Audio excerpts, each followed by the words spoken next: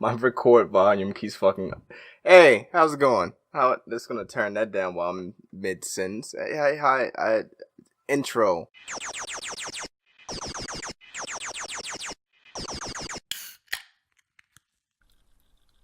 This is where an intro would go. And wow.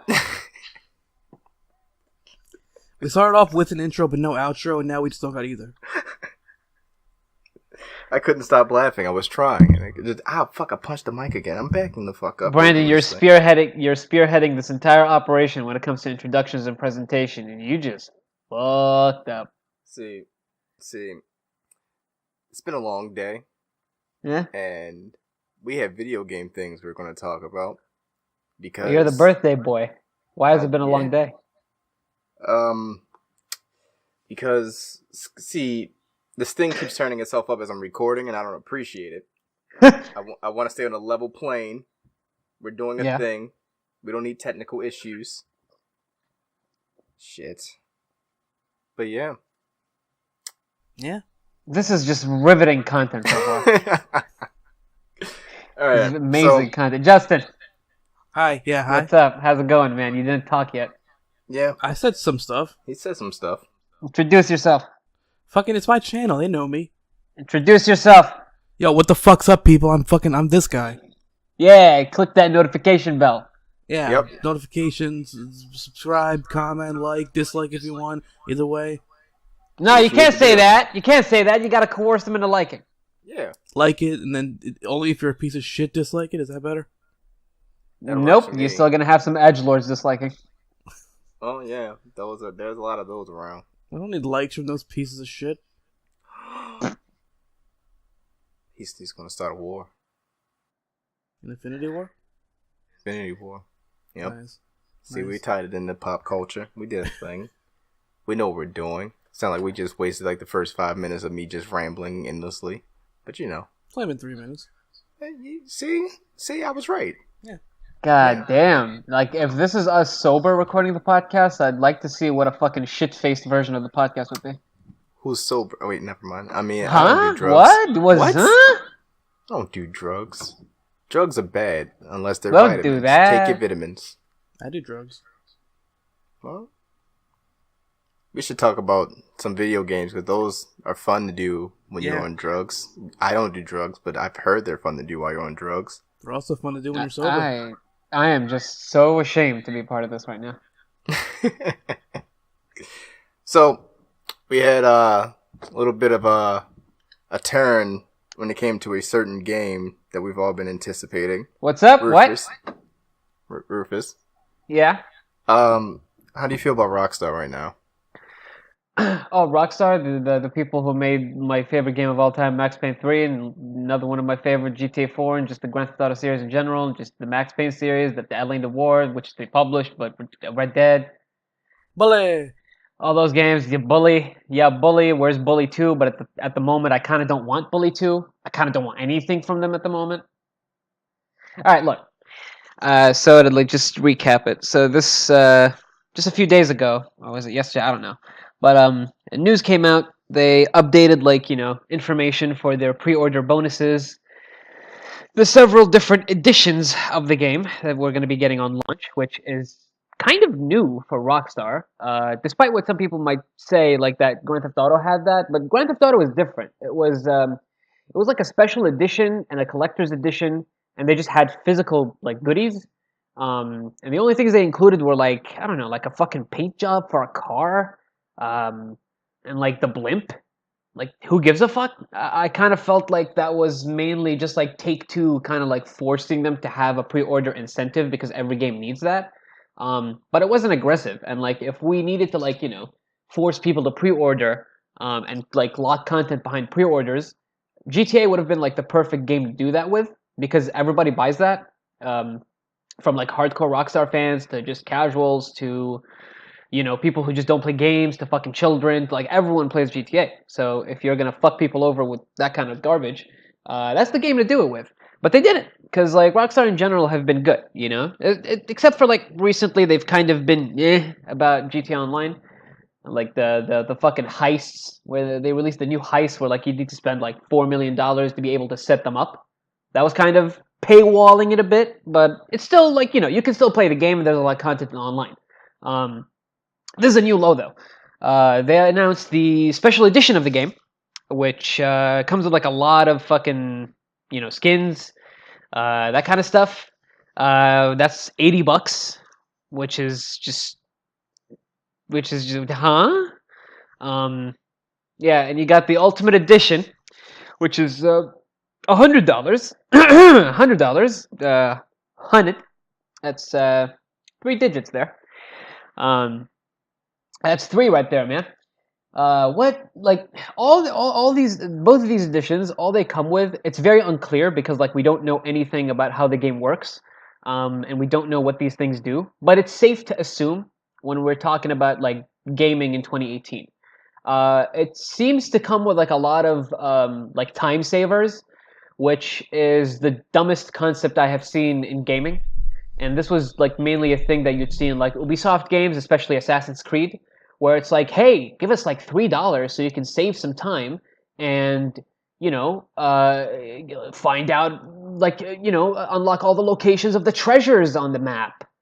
Or you could just finish this side mission without having to do it if you give us $5. And I'm like, I think I bought... Yeah, I think I spent money on your game to... Oh yeah, that's right, play it. That's what we spend money on games for. We want to play them.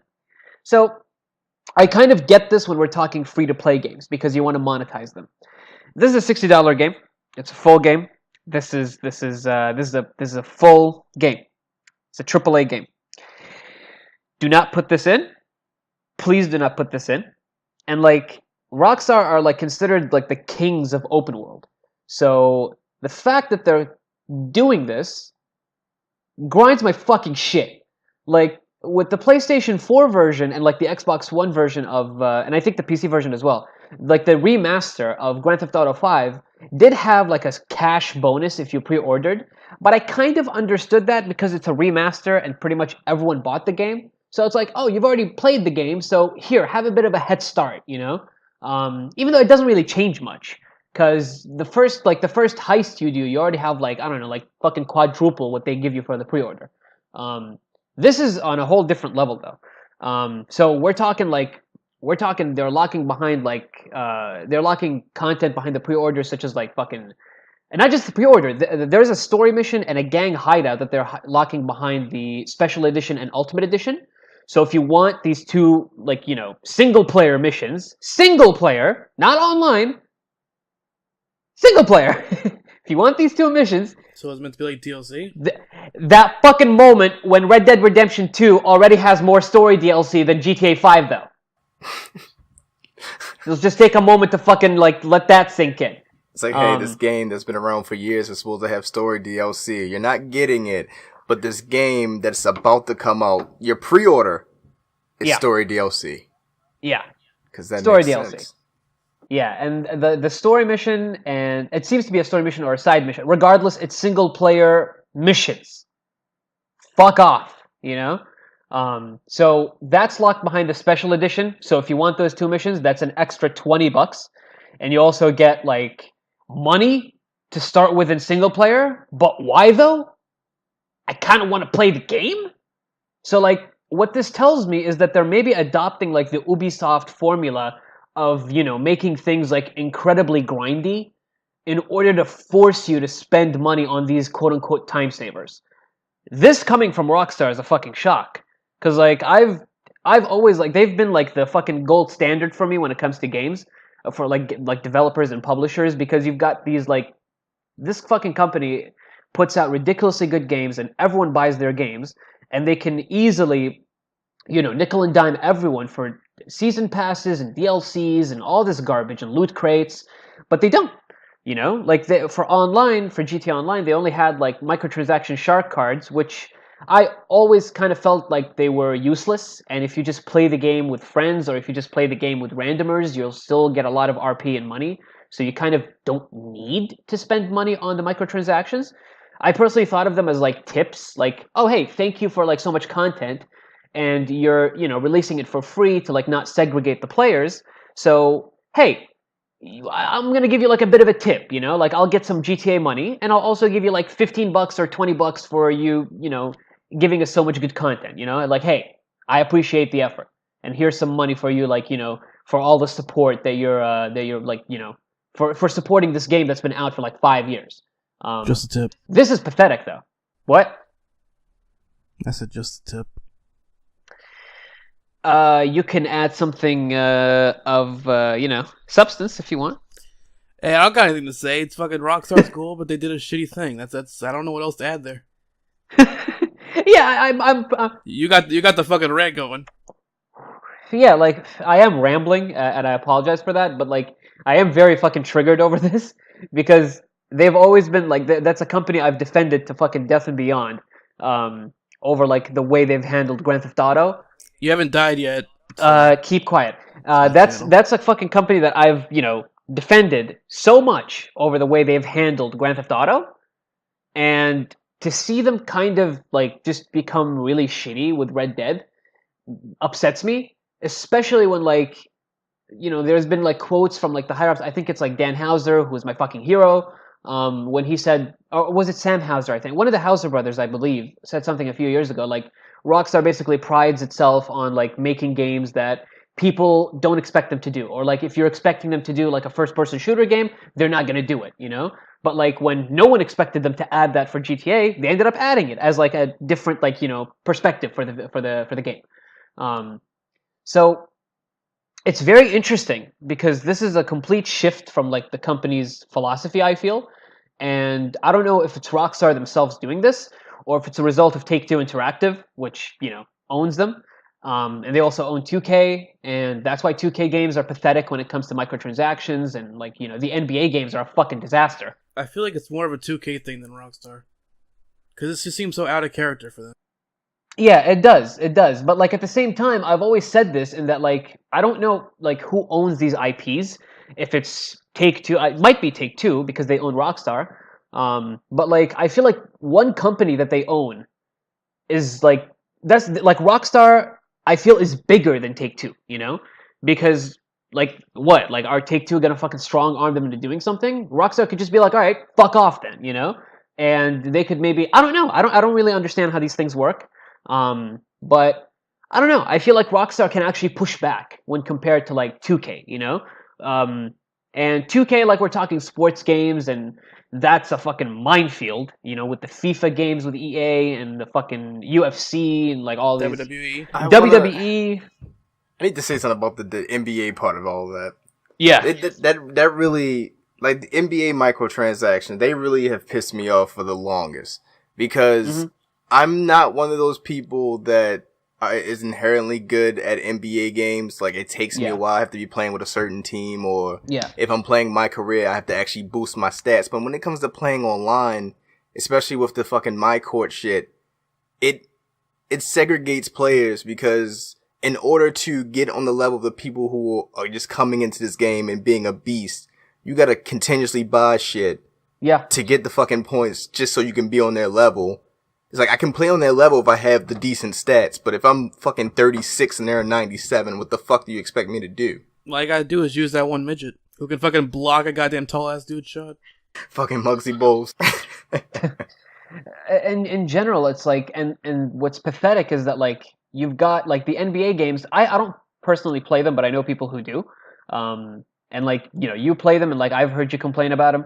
And I've seen so many articles and videos about like the microtransactions and the virtual currency in the game, and the fucking pathetic like you know special editions that they do before the game comes out. Like last year, like what was it, like $120? I remember it was something obscene. No, no, no. God, that was so loud I had a fucking echo. Just absolutely not, dude. What the fuck are you thinking? So fucking LeBron's on the cover this year, so I'm afraid what's going to be coming with that. It's going to be like $500. Get a fucking pair of shoes with it and everything now. And like I like you know it's selfish, but like I haven't been very outspoken about the NBA because I personally don't play it. But I also don't want to like talk shit over something that I don't know all the details of, you know. But that's just mainly because I don't personally follow basketball that much. So, but like I obviously. we buy the fucking WWE games, and every year I feel like, like if it wasn't for you guys buying these games, I would have stopped buying them like 3 years ago. And I would have stopped like buying them even earlier than that, like since the PS3. Like I remember like the last game that I was like, this is gonna be my last one was 13, and I ended up buying 2K14 because you guys were playing it. I got 2K15 because it was next gen. That ended up being a fucking alpha, not even a beta, and that had like a season pass that wasn't actually a season pass that didn't actually cover all the content. So like, if you want to get everything, it's more like 50 fucking bucks. Can ya not? That was like the worst fucking wrestling of all time as well. Yeah. They took out the ability. Was it the ability to make women? Yeah, if in Create a Superstar you could not make, at the time divas, and like why? I think I still got 15. I need to check that out. You can't. And one more thing, they fucking shut down the servers for those games like a year later. Yeah. I just want to say, like they explained it as, we're trying to focus on some things, we got to take out some stuff, which makes no sense, because why would you have to take out things instead of just like not focusing on making certain?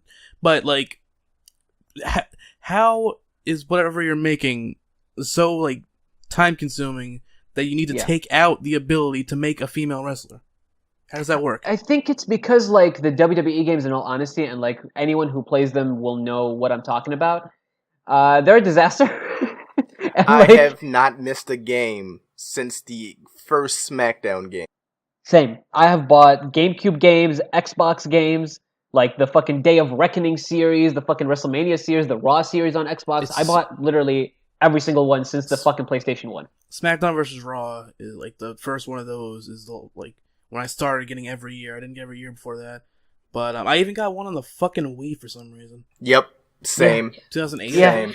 Yep. Yeah, like the fucking people who have bought the WWE games have been very loyal, and that's something that I kind of don't see with other. Well, the thing sports is, games. like, when it comes to being for most of us, the reason we get it is to play online because we have to, because we can't just play the previous game online because they shut the fucking servers down. Yeah, and the online is garbage. Can we just get that out? It can be fun, but it can also be complete shit. So it's fun for the bad reasons. It's fun because it's a glitchy mess. Like we lose our shit when a fucking wrestler goes through the goddamn ring, but that should not happen. Like. We do occasionally have matches that are actually fun. Yeah. But, like, it's kind of rare. Very rare. Yeah. Because the game, and keep in mind that itself. Yeah, and keep in mind that like we're saying like we're having occasional matches that are fun, and this is not even a free to play game. This is a fucking $60 game with a $40 season pass on top of it. That I pre-ordered to get the what was it, the week before it came out? A couple days, 3-4 days before it came out? Yeah, which I don't know why we did that, because what the fuck? Like, why is that a good idea? Why did we think... I took off work to play this. We streamed it on the night it came out for us. Exactly. And that's when we fucking first found that glitch that was amazing that they took out of the game. Yep. And see, like, it's so sad that, like, the thing that disappointed us was the fact that they removed the fucking ability to get magnetized into the fucking barricade so that you could go over it and into the crowd and start phasing through the fucking crowd and eventually leave just the realm of the fucking arena. That is all the enjoyment. That is the most fun we had in this cocksucking game. I'm making a compilation of all of our fuck-ups in 2K. I have to now. Yeah, like, let's just, like, when you make that, let's just fucking put that in an annotation right now to, like, just show people the garbage that we have to deal with in this series. And like, and I don't think I don't think YouTube has annotations anymore. Oh, well, whatever we have now with YouTube constantly fucking its own goddamn website. I'll link in the description. Mm-hmm. Yeah, why don't we just go back to links and descriptions like it's fucking 2005 again? Anyways, but like we're like kind of rambling too. I'm rambling too much about this, but like in short, Take-Two Interactive is Satan, and the CEO Strauss Zelnick is also Satan. And last year, like around the time when the Battlefront 2 fiasco was happening with EA, he stated that like he wanted loot boxes and like that kind of garbage and like microtransactions in every game they do, and that immediately like my heart dropped when I read that because I just immediately thought of Red Dead and I thought of WWE because WWE made by 2K, they own that, and fucking Red Dead by Rockstar, they own that company. So I was figuring like, okay, maybe Rockstar would be able to push back, but like I got depressed because I knew that like you guys, like I don't kind of feel as strongly, and correct me if I'm wrong, but like you kind of don't feel as strongly as I do when it comes to like this kind of stuff. And you still just want to have fun with these games, you know? Like you just buy them because they're just you have fun, you get enjoyment out of them. And I don't think that like loot crates being in the game will push you away from buying it. I think you're like you'd still buy it and like you'd complain, but you'd still buy it, you know? Like what about you? Like, would you guys actually like not buy this year's game, 2K19, if it does have like loot crates and microtransactions, that kind of stuff? The only way I wouldn't buy it is if like no one else bought it because I want to play online. Yeah. My thing with that is like, since it's essentially what we've been getting with mobile games, I tend to play mobile games and I ignore the fucking microtransaction shit for the longest. Like it was a fucking weed growing game I had, and I ignored the microtransactions, and it got to the point where the game got so fucking boring because I now needed to spend money to actually continue with what I wanted to do. And I'm like that with every mobile game that I ever play. So if you start implementing that to every fucking game that I will possibly buy on a console, I'm pretty sure there's other people in the world like me and it's going to be a decline after a while. So it's just, don't do that. I think I said you don't do weed. What? This is the only way that, in the end, the only vote and the only complaint, like the only way they hear you is if you vote with your dollar. That's the only way they're going to hear you out. If you don't buy the games, and if they, you know, they're going to try to find out why the game is not selling anymore, and they're going to find out that it's because we're pushing back against these practices, that's when they're actually going to stop. But if we don't, and if we still buy it, the reason they do it is because people buy this shit, you know? Another thing you could do, if they're owned by Disney, is be like, Disney, what the fuck? And then Disney will spank them. Yeah, I guess that could also happen. Although I guess they temporarily spanked them because it wasn't a permanent spank. It didn't have any repercussions because they just put the fucking microtransactions back in after a while. So, I mean, yeah, just like they'll forget about it later. Yeah, pretty much. It's sad. It's pathetic, and like I can talk about this for ages, but you know, you just think about it. You just Google it. You just look at all this shit, and you make your own judgment. One other thing before we move on: Red Dead Redemption 2 collector box, featuring everything but the game. Hey, can we not do that? And like, it's amazing that like every single time I've seen one of these fucking dumbass like collector's boxes, not collector's editions, like I've seen so many people fucking posting videos of them like pre-ordering the Mass Effect Andromeda collector's edition, and they just got it and they're like, where's the fucking game? Where's the fucking game? I spent like $200 on it. Where's the fucking game? Yeah, and like now on top of this garbage shit with like 2 different editions, and the most expensive one being $100 for skins and fucking side missions. What the fuck? On top of that, and also cheat codes, time savers, because you want to save your time to play our game. Fucking. It's like, hey, you bought this game that you want to go through the story. You've been waiting for the story, but hey, you want to skip some parts so you can get to the things that you really want to see that you're not going to have any build for? Yeah, also, I have a solution for that. If you think that you've made something that's not good in your game and people want to skip it, don't put that in there! That's an option. Yeah, but like, I love how like the announcement for that is like, they show you all this garbage, this plastic shit that you get with the collector's box. The game's not in there. And I don't even know if it's a fine print on that image that it doesn't come with the game. Like, why are we fucking scamming people? This is scam shit. I just want to buy a fucking game, dude. Why do I have to fucking Google and do my research to know what I'm getting? Like, I have to fucking do my research, and I'm like, okay, so the collector's box doesn't come with the full thing. I want to get everything for Red Dead Redemption. So I want to buy the Ultimate Edition, so I got to get the Ultimate Edition. And to get the physical goodies, I also have to buy the collector's box. And that's $100, and the other one's $100. So to get everything, to get the Ultimate Edition of the game, you're spending $200 on Red Dead Redemption. End of that, I say, and nope. Because you know that the game is going to have microtransactions and possibly loot crates and that kind of garbage, thanks to fucking Strauss motherfucker Zelnick from Take-Two wanting that shit in every game that they fucking put out. So you're monetizing the game after release, and you also want to charge us $200 to get everything. You dense motherfuckers. And to every person who fucking buys that, to every person who's going to buy both of those editions and spend $200 on this game, I'm sorry. I try to be open-minded. I try to have people have their fun. But you know what? You're ruining it for the rest of us. You're encouraging this behavior. To that, I say, fuck yourself. Fuck yourself with a fucking cactus, you fucking fuck. And on that note... Fuck Polygon? Fuck Polygon. Fuck Polygon, goddammit!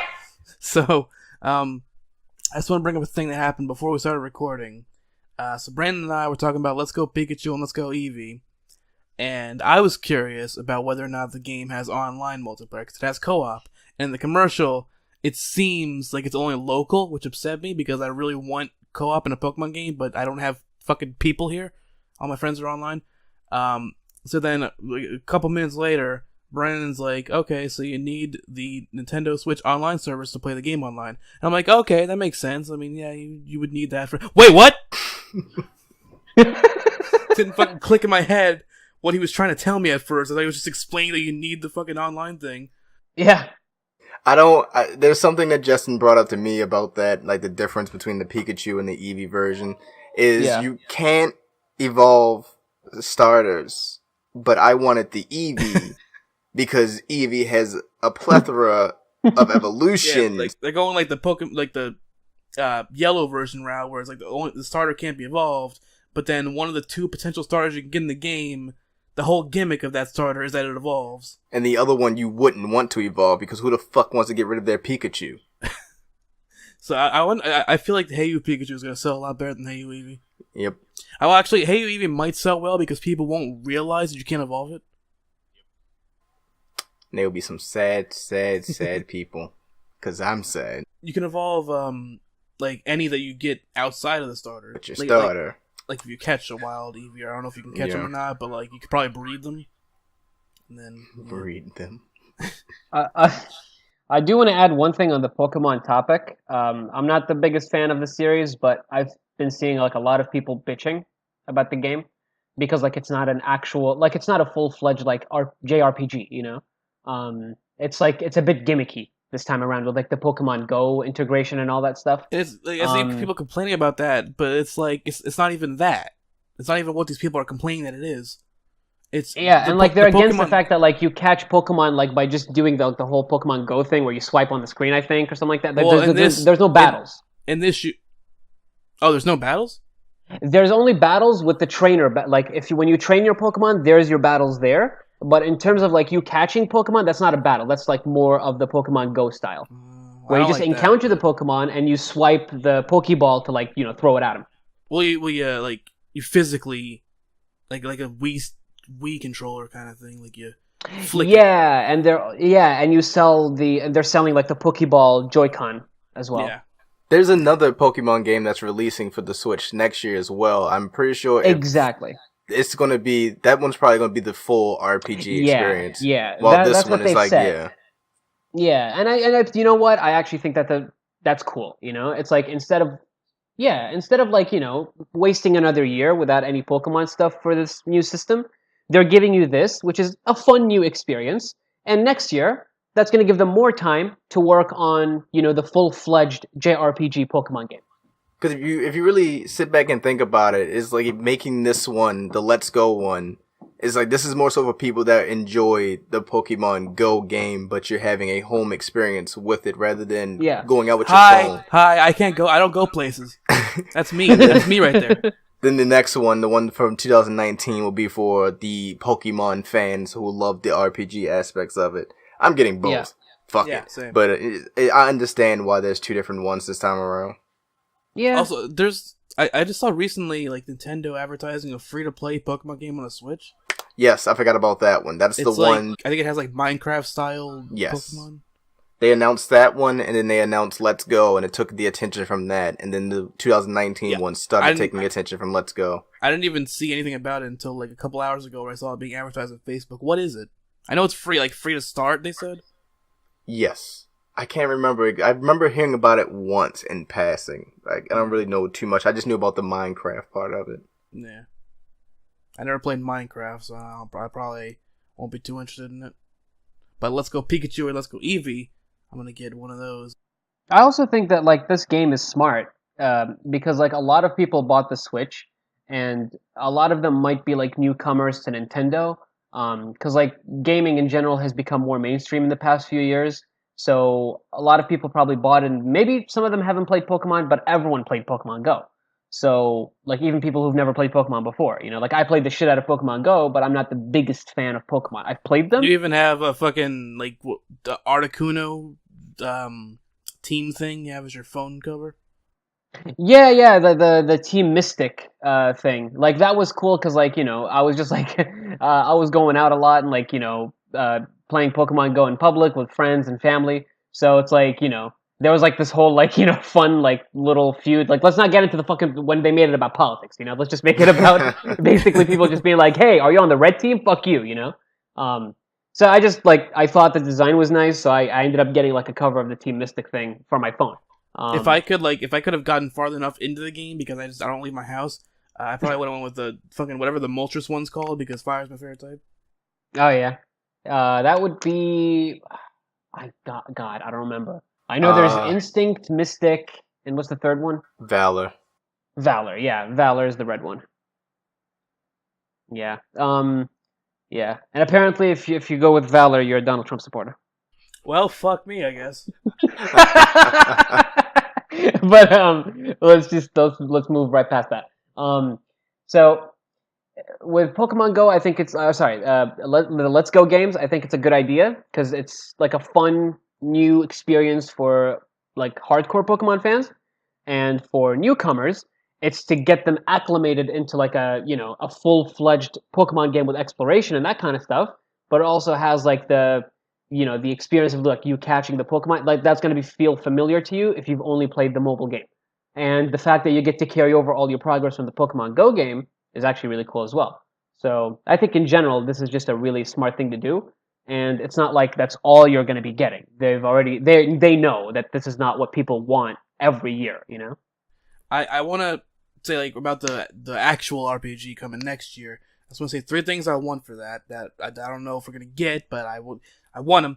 First, multiple save states. Mm-hmm. It's been fucking over 20 years, please. Just let us have this shit. Yeah. 2, I would like them to bring the co-op over to that one as well. Because the co-op sounds interesting as fuck, and I forgot what the third thing is. I'm gonna take a second here to remember that. You guys talk. Okay. Shit. We brought up a little bit of Minecraft. Oh, bring gyms back. Bring the gym back. I hated. Yeah, there it is. I hated the fucking things that they replaced gyms with in Gen 7. Go on. Oh shit. We brought up the whole Minecraft. God fucking damn it, volume. We brought up Minecraft aspects of games, and it reminded me that PUBG and Fortnite. Fuck. Just, why? Like, and then everyone's like, I have friends who are overly excited about getting a Switch because this will be the only way they will try Fortnite when they buy a Switch. And then you tell me that PUBG is trying to shut that shit the fuck down? Yeah, suing the fuck out of them. Look. The problem with that is like we all know that Fortnite very shamelessly, you know, like borrowed heavily from the Battle Royale thing that PUBG like, you know, popularized for the mainstream. It's existed since fucking forever. So let's just get that out of the way very quickly. But because I think PlayerUnknown himself also like worked on H1Z1, I think. And there's more history there, but don't quote me. I don't know my shit there. I don't know the exact history, but yeah, like Fortnite did kind of copy them. They did add their own spin on it with the building, and I feel like they just did so many things that were really interesting and they made sense. The fact that it's free to play, huge plus. Like I've been to like I went to like a family member's house recently, and I just saw a bunch of kids playing. Like these assholes don't fucking play games, but like they were sitting down and playing Fortnite because it's a free game to play and it's fun, and they can play with their like classmates or whatever. So, and it's on the phone, it's everywhere, it's free. On a calculator, probably, and it's on a goddamn Casio calculator. But the thing is, it's got good servers, at least from my experience. It's definitely very well maintained. It's not very buggy. It's not very glitchy, and I kind of can't say the same for PUBG from what I've seen of it, because the PUBG community in general just comes off more angry, I feel, compared to Fortnite. Like when you talk to a Fortnite player, they're kind of just having fun and they're very excited about the new stuff that they're adding into the game. But when you talk to people who play PUBG religiously, they're very pissed off at the fact that like they're not really getting that much, and the fact that that game also, on top of it being $30, has further like monetization with skins and that kind of stuff. And with Fortnite, it's completely free to play, and while the skins you start with and the fact that you don't get to select your avatar kind of sucks, you're still getting the actual experience, and if you want to kick them a couple of dollars for a skin, that's fine, which is very ironic when we go back to what we first started talking about. Like, this is what I'm talking about, it's a free game. I'm trying to remember which game I saw recently that had like a $15 skin, and it was like, why would anyone pay $15 to look slightly different in a game? Yeah, no, that's pretty dumb. But the thing about Fortnite, though, I just want to say this: like, there was like frustration when it came down to like the battle royale formula, I feel, and a lot of the games that were made in that genre didn't feel very polished. And here comes Fortnite, polished as fuck, and it's free, and there's a lot more modes, So it's weird. Yeah. Like PUBG are suing Fortnite specifically, but there's all these other clones out there as well that aren't getting sued. And because Fortnite's basically taking away their business, and Fortnite's fucking completely dominating right now. And one other thing, though, that I'd like to note is that when you look at the application for the lawsuit, it's hilarious. And I don't know if it's real, but I saw that like Epic Games, I think, filed their own like counter lawsuit or something like that. I'm not sure if it's real. Don't quote me. But that one, from what I saw, was like way more professional. So it's interesting, and it's worth noting that PUBG uses Unreal Engine 4. Epic Games owns that. That's their engine. So let's just kind of put that out there. Yeah, it's speaking of really weird, shitty lawsuits. Oh God. CM Punk with the victory. Fuck yeah, man! Punk wins. Huge fucking victory for him, and just for, I feel like, for individual wrestlers, because like a lot of them are very intimidated by like WWE's legal team. And that's why they never take them to court, and that's why like they get mistreated and shit on, and they just never talk about it because they're worried. But you fucked with the wrong guy this time. You done fucked with CM fucking Punk. The fact that he was booing while they were fucking speaking, it's just like, God, Punk, you're in court, sir. God, I love him, dude. I love Punk so goddamn much. The fact that he got away with that and still won. The fucking dude, Chris Amon swore under like when he was under oath, he said that he broke HIPAA laws. You lose.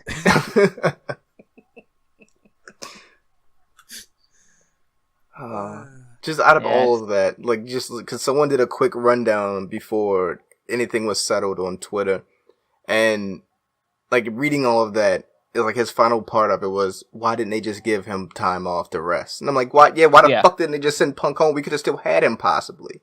Yeah, they mishandled him. They mishandled other people in the company at the time, like Daniel Bryan. They fucked up so hard with Punk, and it's they get what they deserve. They get what they fucking deserve. Like in the end, we all love professional wrestling. We love the WWE for all the good things that it's given us, but it's amazing how like this is a company that like man, I love Roman as like a performer, and I think he's great, but the vast majority have rejected this guy. You are here to entertain people. You're here to give them what they want. Why the fuck are you still fighting them when it comes to this? Like give them what they want. Like most people want a heel turn for this guy. Just give them what they want. So like this company in general, I feel just kind of does whatever it wants to do, and like the treatment for both fans and wrestlers alike is just terrible. And the Punk situation was something else. Like with like if he's to be believed, and by all accounts he was telling the truth, his fucking royalty checks being withheld, being sent his fucking termination papers on the day of his wedding. You done fucked up. You done fucked up with this shit. I'm glad you said something about turning Roman heel because it reminded me of something I randomly saw over the week. I can't remember the exact number, but apparently Bobby Roode's segments, any segment that Bobby Roode is in since being moved to Raw, well, he actually moved to the main roster, has not reached, I think it was past 14K, while everything else is exceeding that. And it's like, you guys should be seeing, no one wants to face Bobby Roode. Yeah. Because if it's not even doing well on YouTube, the place where majority of people are now watching your product, that should tell you something. Yeah. And in general, it's like a lot of things just don't make sense, like just very recently, like one thing I can think of that has kind of disappointed me is the way they've handled both Charlotte and Asuka after their WrestleMania match. Like these two put on arguably the match of the night, and you had this huge moment where Charlotte was the one to beat the streak, and they both do nothing after that. And now Asuka's going for the title in a very like non-believable feud with Carmella, and Charlotte is just doing stuff, I guess, and she's in the Money in the Bank match. That's the woman that beat the streak that the person challenging for the title had. Like the booking just makes no sense.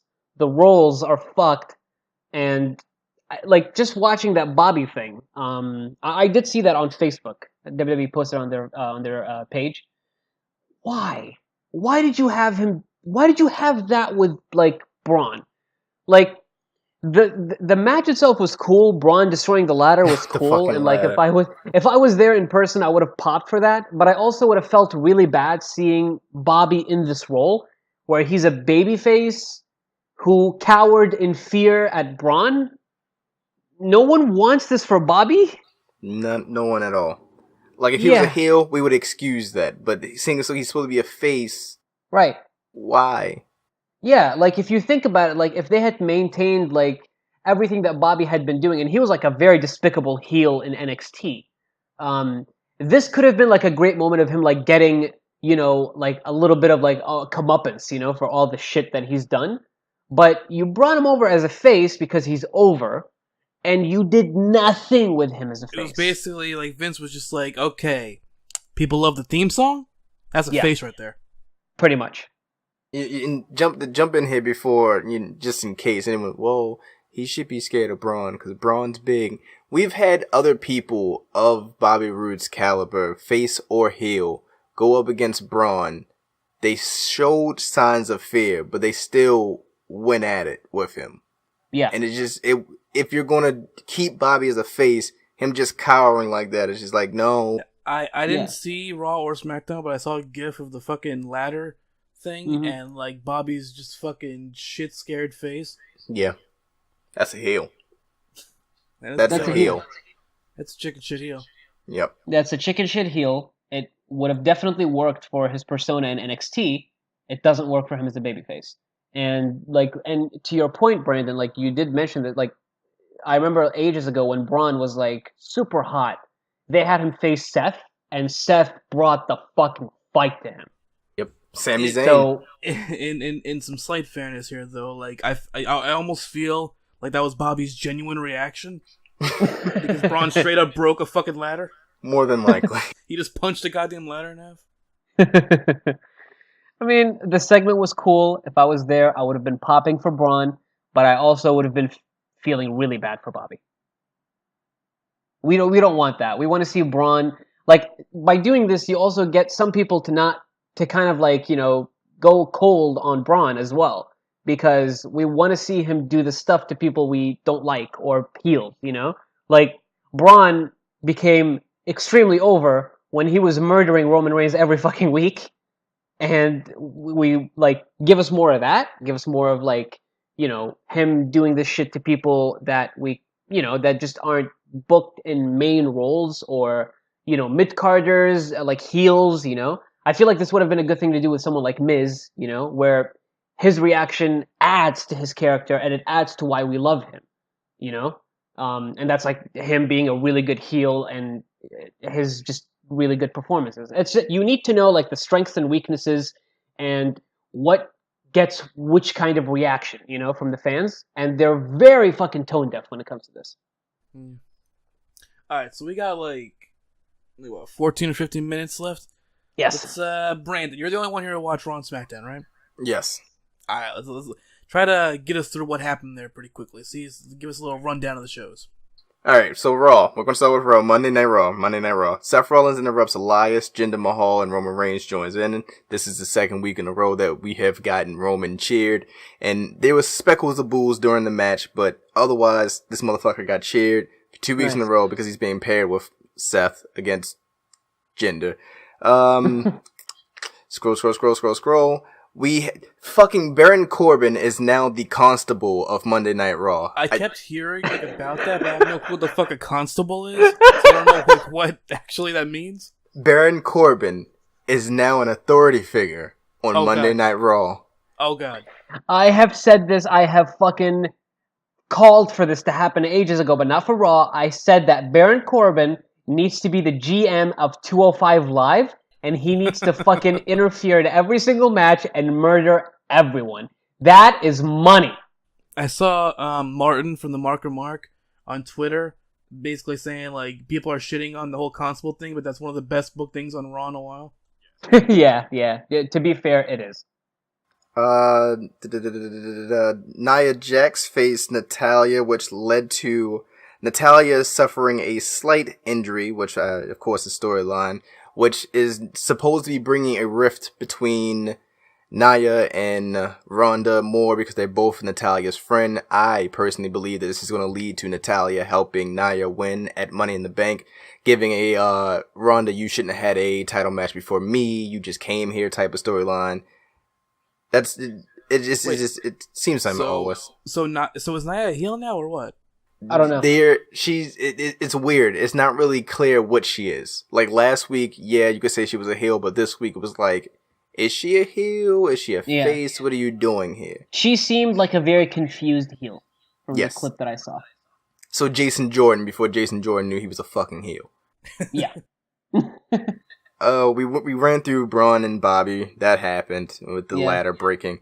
We had the tag team #1 contender battle royal, which fucking Dolph and Drew were eliminated first. They went on a tear and beat the shit out of everyone. Of course, the obvious team being obvious won. The B team, Curtis Axel and Bo Dallas won. I want to know if the match... Curtis Axel and Bo Dallas winning is now the obvious thing? Because they've been building them up. They're the only tag team they've been building for the last few weeks. I've missed so much that it's got to the point where that's the obvious thing now. I've seen a lot of people questioning where the fuck the Authors of Pain are for the last fucking time. They're not on TV because creative has nothing for them, nor sanity. Why would you just have them aimlessly be on TV? Because, I mean, it's not like you do that with everyone else. But, the B team won, but I'm questioning, are they gonna have the next deletion style match with Curtis Axel and Bo Dallas? Because I want to see how they react to the Woken universe and Bray. Book it, WWE. Fucking book it. Bobby Lashley and Sami Zayn had another what the fuck segment. Sammy questioned Bobby's integrity of a military man. He asked him, was he even in the army? Fucking Bobby lost his shit and got upset, never said a word, never left the ring, but he took his jacket off. And once he took his jacket off, because Sami Zayn was in the audience, once he took his jacket off, his fucking music hits, he celebrates and leaves. I don't know what the fuck this segment is. I don't know what the fuck Bobby Lashley and Sami Zayn is. What is he celebrating? I don't fucking know. He's celebrating that we didn't have another segment with his sisters. I still haven't seen that. And we have a 6-woman tag team match. It is the Riot Squad versus Sasha Banks, Ember Moon, and Alexa Bliss. Huh? Wait, one of those things just doesn't belong there. But Alexa, she suffered quote unquote an injury and she walked out of the match. Bayley came in and substituted.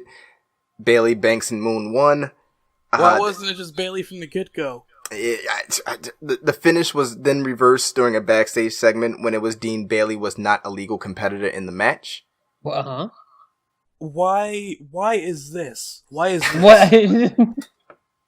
Wait, who fucking reversed it? Was it Kurt? Is Kurt heel now?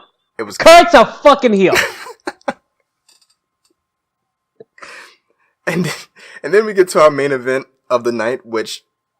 That did not seem like 3 hours. We get Finn Balor versus Kevin Owens. And the only thing that I really need to say about this match is the coup de grace from the top of a ladder on the Kevin Owens. Oh, I need to see that. Is that not the second time he did that? Didn't he do that in NXT?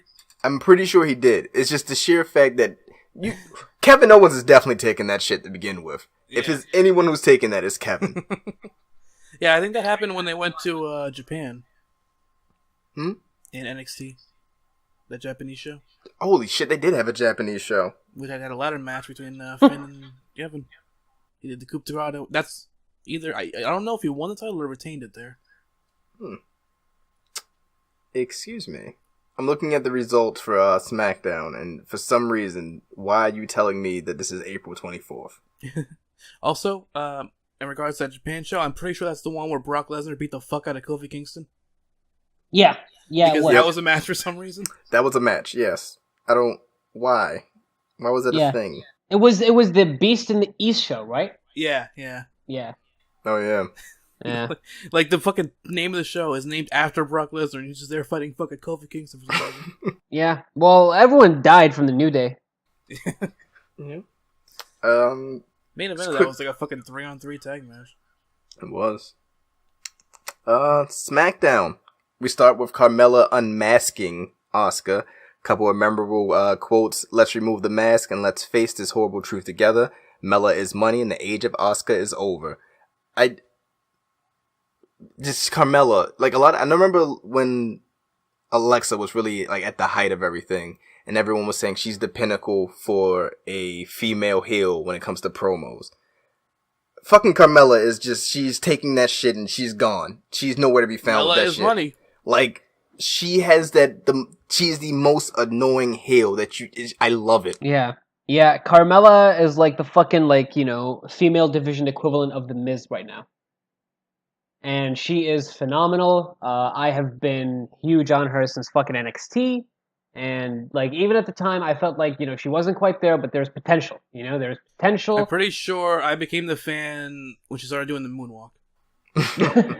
Now, I've always felt like she has presence. I love her style. Everything about her just, it gets your attention. And as soon as they gave her a microphone, when they brought her over to SmackDown Live, and they had her turn heel on Nikki, I was like, this chick needs a title soon. Mandy Rose and Sonya Deville interrupted. Asuka had to make a choice of which one of them she was going to face tonight. Carmella was trying to make the match. Paige came out saying, as always, no one speaks for me, being a fucking mom, because she's a mom now that she's a general manager. And Asuka decided that she was going to face both Mandy Rose and Sonya Deville in a handicap match, which started, and fucking Asuka wins via submission. That sounds like Asuka. The whole thing with the Carmella segment was Carmella was she showed a highlight clip of Asuka from NXT to the main roster just dominating. And then she showed the clips from WrestleMania of her losing to Charlotte and then leading to that next SmackDown when she debuted on SmackDown, and how she lost that tag team match because of Becky being pinned, and how she's just not herself anymore. And it's like it built up Asuka to not seem like who she is anymore, as Rufus stated earlier. And it's just WWE, you're painting your fucking packages. You're painting such beautiful pictures of things that you don't really show us, that we just learn on our own. And I appreciate you for that, kind of. Yeah, no, that actually seemed like, the way you've described it, I didn't see this, but this like is one of those rare instances of SmackDown Live kind of showing the glimpses of what it was in its first year, when they used real life, scenarios or like things that were happening, like, out of character, and they integrated that into storylines. And sometimes it was like acknowledging their own shortcomings and making it seem like it was all done on purpose, So with them like doing this, like, hey, they haven't been booking Asuka the way she should be booked, maybe it was by design, like we kind of know that it isn't, but this is a good way to like use your own fuck up to like make it good, and having like the heel point that out is also great. And she, like as you said, she ended up winning the handicap match, right? That is good. That is a really good story. You point out the fact that she's not herself. You put her in an unwinnable situation usually. For most people where it's a handicap match, but because it's Asuka, she wins. So that shows that no, it's still her. That's a very compelling story to go with the feud. Apparently they dropped their first name, so it was Harper versus Carl Anderson, which I apparently missed. I don't know how the fuck I missed that. I was watching SmackDown. I was going to scroll past that because apparently, it didn't happen in my continuity. But we get to Jimmy Uso and Naomi versus Lana and Aiden English, which I questioned the fuck out of. Why isn't it husband and wife versus husband and wife? Even though in the fucking promo leading into the match, they clearly said that it's going to be husband and wife versus husband and wife, but we knew it was going to be Aiden English. It's just, who wrote that promo before this? Because we've known for a week. What have you been doing, Aiden? What have you been doing behind Rusev's back? It all comes to find out that the reason why Rusev didn't take place in this match because they had New Day versus Samoa Joe, The Miz, and Rusev as the main event for the night. It's like, okay, but this match that you had earlier in the night, something ain't right here. Because from what I know, Aiden is a fucking Guerrero at this point. So, Lana ain't no Guerrero. She's not Shaw. She's American. The Uso.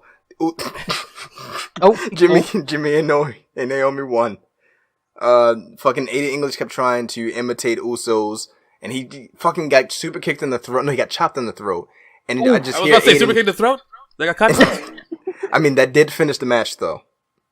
But, Aiden, I hear Aiden say, come on, Us, that's the money maker. It's like, make me proud, Aiden. You make me proud. We have the AJ Styles versus Shinsuke Nakamura contract signing, which did not take place in the ring, which is weird as fuck. It happened backstage. Paige was moderating it. You had fucking Dean Malenko and some other bitch at the table. Bitch? Why'd I call him a bitch? Fucking Shinsuke fucking trolling the fuck out of AJ. Like, he's not going to sign the paper. He was talking about the pen and all this other shit. And AJ got so fed up that he smacks the shit out of Shinsuke. Oh. And AJ gets so pissed that Dean Malenko and the other guy has like carried him away. Meanwhile, Shinsuke is calm as fuck. This man just got slapped. He had the taste slapped out of his mouth, and he's just like, alright, I mean, I need a face later, motherfucker. What can I tell you? Nothing I can do about that. You slapped me. We keep going. Charlotte Flair versus Becky Lynch, which they got to a point in the match where they both went to kick each other and they both caught each other's legs and they put their legs down slowly because they're friends. And then they count to 3 and then they charge the ropes and then they double crossbody each other. And it's like, why was that a spot? Like, I understand it. It's like, okay, you're friends. You want to keep this friendly. But, the countdown, Charlotte, we're not supposed to know that this is planned beforehand, Charlotte. You're a Flair. You should know this. You're not your brother. I forgot his name. Which one was it? Which is the one that was the horrible wrestler? I don't know. Was that the dead one or the living one? I think it's the living one. It's the one that's living. That's the only way I could differentiate them. Jesus. Charlotte, you're better than him. You should know not to count down before. Stop! This is why they have nothing for you after you beat Asuka, because you forget. I know, like, an hour is our limit, but can we get, like, a 30-minute rant about this from Brandon in the same vein of my rant about Red Dead 2's pre-order shit? Why? And I'm looking at Bleacher Report. Hey, Dan Harmon. Looking at Bleacher Report, it's like fucking memorable moment of the match. Lynch counters a Flair moonsault with knees to the gut. Cause that's not commonplace at all. Fucking, we get a big Cass interview. He made jokes about Daniel's size. Wait, I have a memorable moment for a match. Someone gets Irish whipped into the ropes. The other person gets in a position to do a back body drop, but they get kicked. I got a memorable moment. Somebody kicks out a 1.5. Fucking Cass asked Renee. Okay, best line. What is he? An inch taller than you? And I had to question that. It's like, is Daniel only an inch taller than Renee? And have I ever seen them standing next to each other? Are they the same person? Talking smack was just a mirror. We get our main event, the New Day versus Miz, Rusev, and Samoa Joe. And, surprisingly, when you see Samoa Joe on the other side, and then you see Rusev, and it's like, okay, who's winning this match? And then New Day wins. It's like New Day. Joe's on the other team. Shit. But we don't know who's participating in the Money in the Bank match between the three. They had a segment early in the night with Miz. They told Miz if he put a blindfold on and put his hand in the hat, he can pick out whoever's going to win. Who's ever going to be in the Money in the Bank match. They switched the hats at the last second because he blindfolds himself in this fucking cake batter. New Day. Who got the win in the main event? Midnight. Who the Midnight fuck? Express? It doesn't say. Yeah, no, the Midnight. Is that like a fucking impression of like that one part in that fucking Weekend and Kendrick song from Black Panther? They fucking hit the midnight hour and pinned Miz, but it doesn't say who pinned Miz. I don't remember who pinned Miz. It might have been Big E, because I remember again Martin from Mark and Mark saying on Twitter that Big E got a main event win. There we go. So yeah, this whole time I feel as though they've been making it obvious who's going to be the one participating in the match. I mean, I've seen reports leading up to them qualifying saying it's going to be Big E and this is going to be Big E's push and he's going to leave New Day. But it's obvious it's going to be Big E that's going to participate in this match because the entire build has been Big E, essentially. He had Can I get a world title reign for Big E, though? Yes. He had the best spot last week with the fucking spin out big ending. And then he picks up the win this week. And even during promos, when they're joking about who's going to participate, whenever they pretend to be serious, they say Big E. And it's like, okay, WWE, we know it's going to be E. Because you don't even give Woods enough time in his matches for him to show us how good he is. Kofi is Kofi. We know what Kofi can do. And Randy fucked over Kofi. It's going to be Big E. It ended up being Francesca. The one thing that I think needs to change with Big E is they need to kind of book him for a while as like the monster in the New Day, you know? Because like at the moment he's just like New Day member number 2, you know? That needs to change. He needs to be like the one getting wins, you know, and he needs to be the one dominating and all that. And well, like I mean, one idea just I get had, a win on a team that had Samoa Joe and Rusev. Yeah, but like we can't have him selling too much now, you know? Like let's just have him be dominant. And one idea that I had like ages ago that I thought would be cool is like if Xavier and Kofi ended up turning on him. And yeah, because like they're both like, you know, annoying ass heels, especially when like they were heels as New Day. So they can continue to like do their thing, and Big E can maybe be, you know, like the guy who like gets kicked out because he's way too successful and he's way too dominant. So you could do a storyline like that. But yeah, like we definitely need to build him up though. Before we fucking throw him out into a solo run, we need to build him back up as like the monster that he used to be. A quick thing about the participants of the Money in the Bank match. Like, if you really sit and look at everyone that's participating, even including Miz, seeing as though he's won in the past, this is literally one of the best lineups where it's like, who the fuck is going to win this? Because they're looking to push Big E, but of course Big E may not win this. Miz deserves this at this point. Joe deserves it.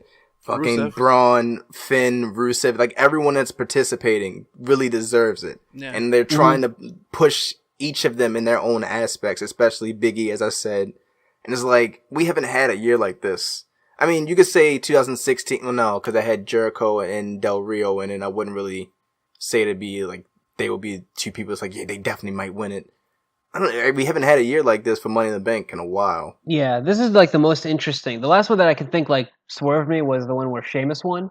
That was unexpected, and I enjoyed it personally because I'm a big Sheamus mark. But no, you're right. I agree. This is quite possibly the most interesting lineup we've seen in ages. Because I'm really thinking like, I was like, okay, maybe they're going to give it to Miz. Because Miz has been just fucking great lately. But then everything that's happening on Raw lately with Kevin Owens is like, Kevin Owens might actually win this. And then you see Finn doing his high spots and Braun is Braun. Joe is fucking on fire. Big E's on fire because we already know it's going to be fucking Big E. And then there's Rusev. And it's like, who the fuck is winning this shit? Yeah. And didn't Rusev like beat Daniel Bryan clean to get in? Exactly. And then that's definitely something right there. Yeah. It's very unpredictable. I can't wait for Rusev. I really hope they let Rusev do his thing though in this match. I He hope deserves to. I hope that every time someone goes to climb a ladder, Braun just breaks it. Oh, I can't wait. A week from Sunday. Yep. And so yeah, that's all for today. Next week is going to be E3. Our podcast will be right in the middle of E3, so we will probably be doing more video game than wrestling. But yeah. Well, Brandon, you got an outro for us yet? This is the 8th episode. Stay healthy. Fuck.